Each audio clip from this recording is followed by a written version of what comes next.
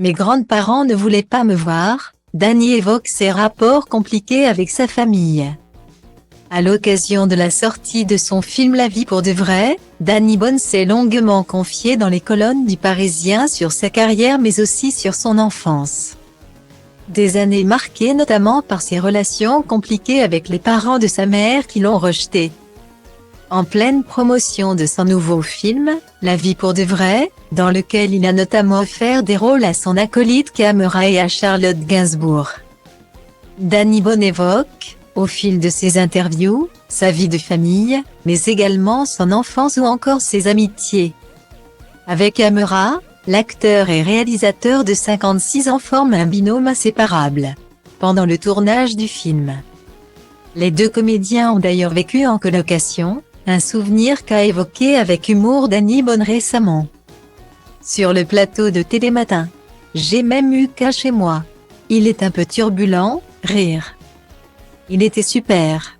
C'était mignon car je suis dans l'émission qu'il regardait quand on était en tournage. C'est drôle. Là je vous vois en 3D.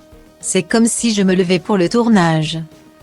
Et que vous répondiez, avait-il lancé à Julia Vignali, l'épouse de Camera.